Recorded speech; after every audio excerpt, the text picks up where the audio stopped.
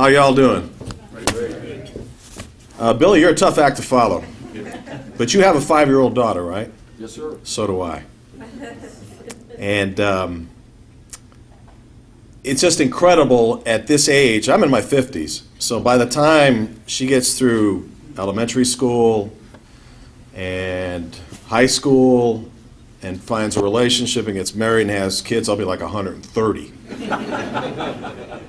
And I want her to be an athlete. I want her to be a basketball player. We have a girls' basketball coach that sits right next to us, house next door, and she's just learning how to dribble a basketball. And it's just the neatest thing for her to be able to put the ball down and have it come back to her like a yo-yo. So we were practicing one day, and she has this great stick-to-itness that when she bounces the ball and it gets away from her, she goes and runs it down and says, "Dad, I can do better." And I like that. But, at 5, who can tell whether she's got some athletic ability or not? But if she doesn't become an athlete, she's probably going to become an actress. Because she has 2 parents that spoil her. And in the rare instances when she doesn't get her way, she has this routine where she falls on the floor. She starts flailing her arms and her legs around, and then announces that this is the absolute worst day in her entire life.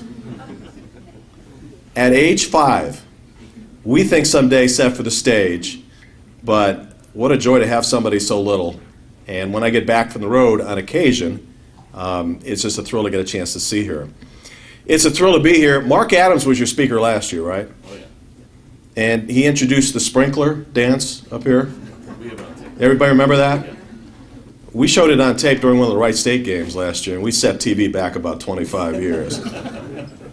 In fact, I noticed since he did that and performed that last year that both coaches quit after that, right? Kind of a coincidence.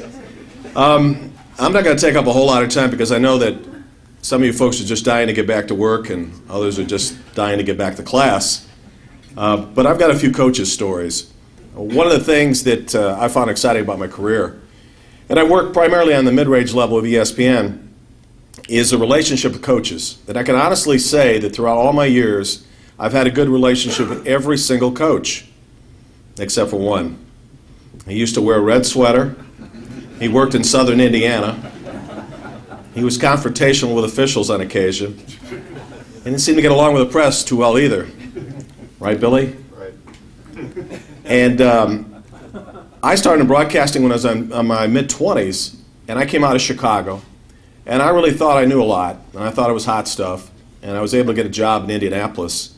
And this is during Indiana's heyday when they were pretty good. And I recall that after a national championship year, that the following year they got beat by Northwestern. And back then, Northwestern wasn't very good. And because of Northwestern's win that night, I went in on the air, and on the air I said it was the most embarrassing loss in Indiana basketball history. I'm not sure why I was so emotional about it. I didn't have any money on the game or anything. I was just really surprised that they had played so poorly. But I didn't figure much about it until I tried to go to practice the next week.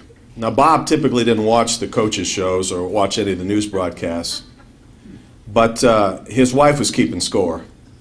And wives are pretty good about keeping notes on broadcasters. And I was kind of flattered at the time. But I remember walking into the assembly hall, and I'm going to paraphrase because I assume this is a Christian audience. And I remember him saying to me something to the effect of, "I'm not going to talk to you. Get out." So Bob's pretty intimidating. He's about 6'5", 6'6". And I just started walking back. And it almost felt inside like the scene out of The Wizard of Oz when the cowardly lion gets hollered at by the wizard. You just want to turn around and just jump through a glass. I went all the way up the stairs, and because my photographer was still getting his gear together, he trailed behind me, and by the time I left the hall, as they call it, which is where Billy and Wright State will play Sunday night, my cameraman caught up with me. And he said, "Jim, Coach would like to see you. He'd like you to come back." I thought, damn, this is good. So I started strolling back, and I was pretty nervous about it because I thought, well, the lecture's not done yet. So I start walking toward him, and at that time he had guys in from NBC when they were doing college basketball. And he just had this really weird-looking grin on his face, like he was just going to stick it to me. And he held out his hand, and I thought, well, this isn't that bad. And I shook hands with him. He said, you know, and again, I'll paraphrase, if I threw everybody out here I thought was a jerk, I'd have nobody to talk to in my life, now would I? And I thought about it. I thought, you know, you're probably right, Coach. So it didn't take much longer that a year later I got in further trouble with him because there was a story that broke on, at that time, it was the Associated Press wire systems. We didn't have computers. That's a long time ago. And the story said that there is a strong belief that Bob Knight's leaving for Stanford. And so our producer at the time, who eventually went on to Dallas, said, hey, you got to go down and talk to him. And this is during the summer, and I thought, this is the last guy that we want to meet up with during the summer. I mean, I had a nice evening planned, was going to go on a date. I was single at the time. Now we got to go chase down Bob Knight. And so we called down ahead of time to see if he would grant us an interview, and of course, he wouldn't. And our producer said, hey, what does it matter? He's leaving for Stanford. He's not going to be at IU next year. Go get him. So we did.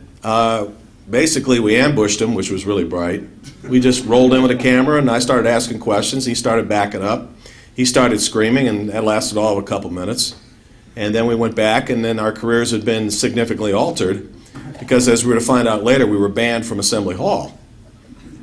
Now, banning media nowadays might be a little bit more difficult because of some of the rights of TV people.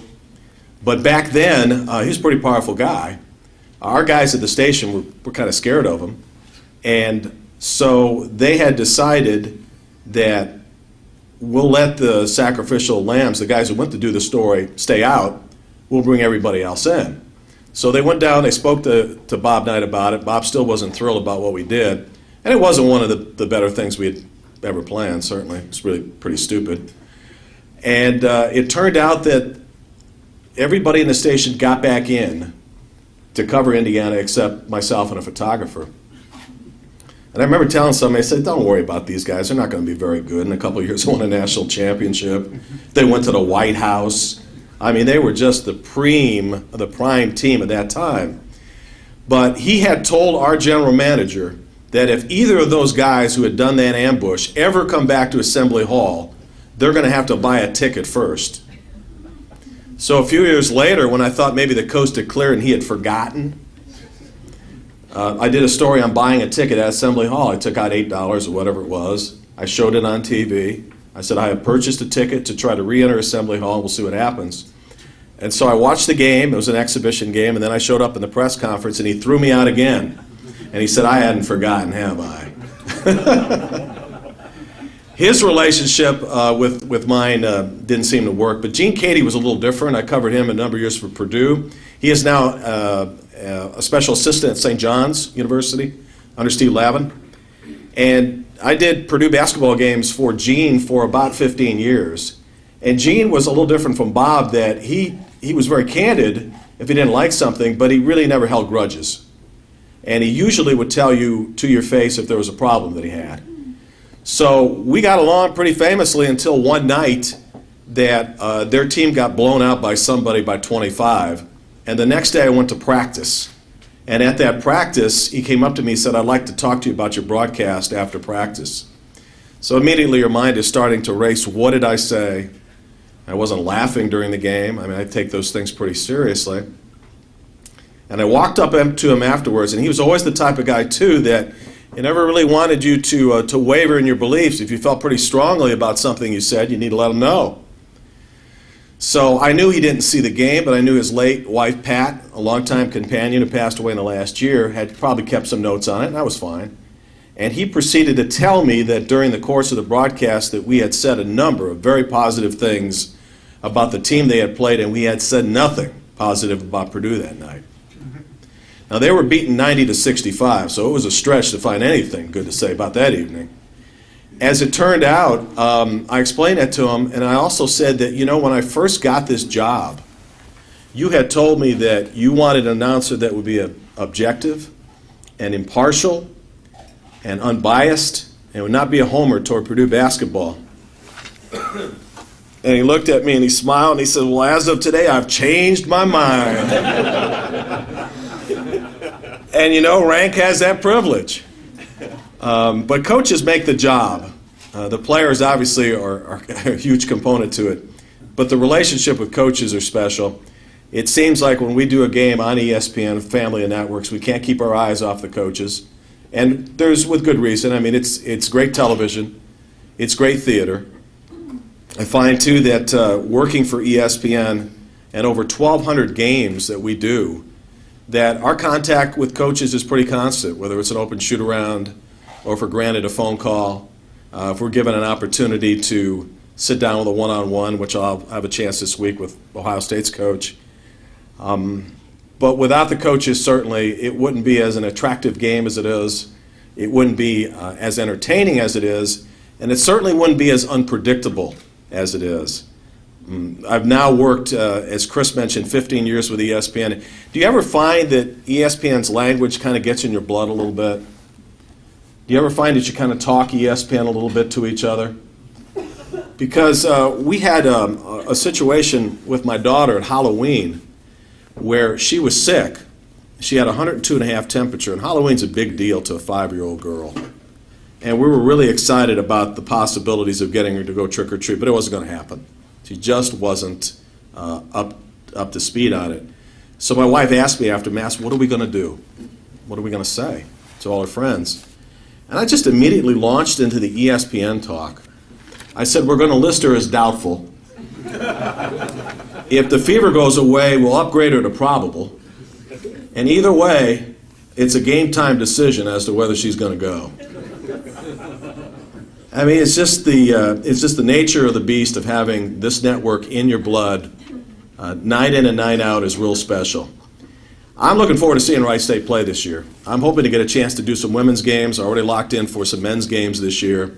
I'm certainly encouraged, like most people are, that Billy's going to do a terrific job here.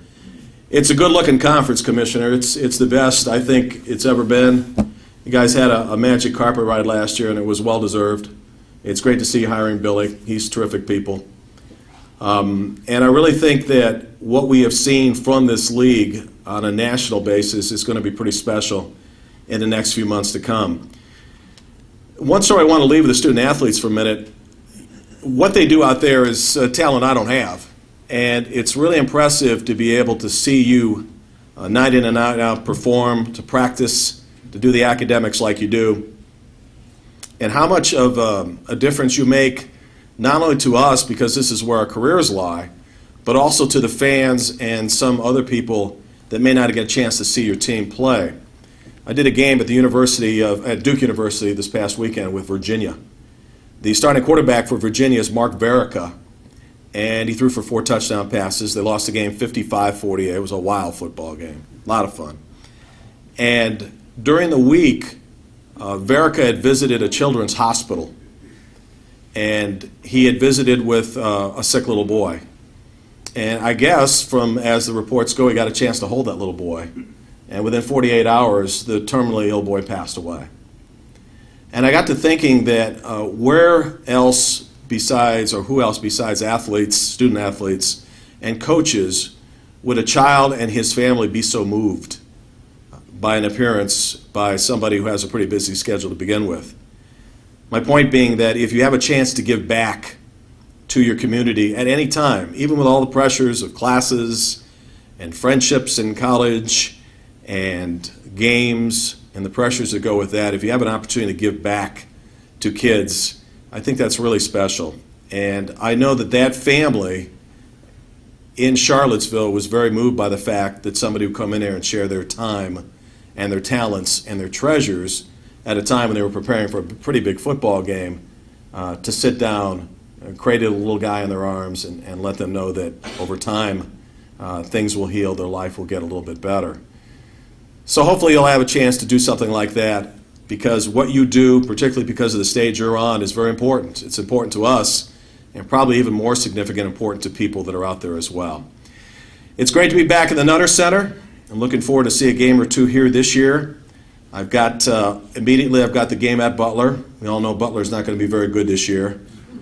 So we're looking forward to seeing you over at the Fieldhouse. I live about 15 minutes away, and they're pretty jacked about their team. Thanks for the opportunity, and God bless you all.